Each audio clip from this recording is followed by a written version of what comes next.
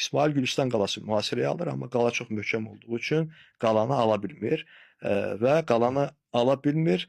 Bu səfər də öz o cahil avam qızılbaş kütləsinə mən yuxuda görmüşəm ki, biz mühasirəni qaldırmalıyıq deyə. Uğursuzluğu bilir Evet. ki, gələcək. Mühasirəni bu şəkildə yuxuda Evet. görmüşəm deyə mühasirəni dayandırır və bu vaxt Şirvanda ikən İsmail Səfəvi dediyim kimi Ağqoyunlular arasında da siyasi mübarizə hələ ki davam edirdi. Zəkəriyyə Keçəci Təbrizli bir şəxsdir bu. Nüfuzlu bir ailənin zəngin bir şəxsidir. Ağqoyunlular dövründə də hətta Ağqoyunlulara vəzirlik də etmişdi. İsmailin tərəfinə keçir və İsmailin yanına gəlir, deyir ki, növbəti hədəf olaraq Təbrizi seç, çünki Təbriz əhalisi şahzadələr arasındakı çəkişmələrdən bezib və mənə elə gəlir ki, sən heç bir müqavimət göstərmədən şəhəri ala biləcəksən deyə İsmailə təlqin edir və İsmail də bunu qəbul edir. Lakin bir təhlükə meydana çıxır. Ağqoyunlu şahzadələrindən Əlvəndin ordu toplayaraq Naxçıvanda olduğunu öyrənir və dərhal bura hərəkət eləyir. Şərur döyüşündə məğlub edir Əlvəndi, Ağqoyunlu qüvvələrini və Təbrizə yönəlir. Müqavimətsiz bir şəkildə. Çünki Zəkəriyyə Keçəci əhali onu tanıyırdı.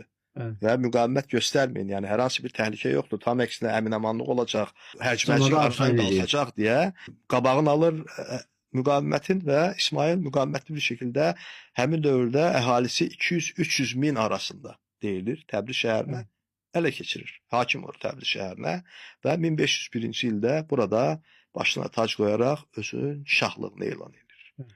Təbrizi ələ keçirəndən sonraki ilk cümə günündə məscidə gəlir, Təbrizin cümə məscidinə gəlir, silahlı adamları ilə gəlir, qızılbaşları ilə və bir xütbə oxuyur. Xütbədə özünü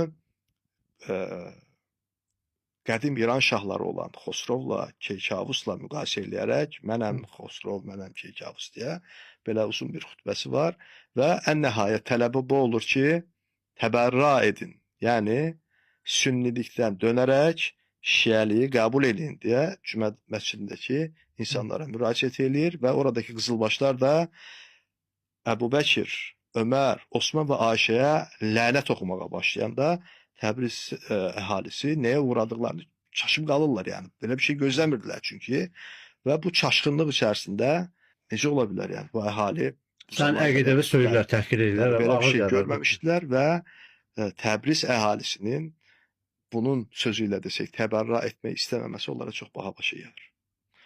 Təbriz və ətrafında kütləvi qırğın törədirlər.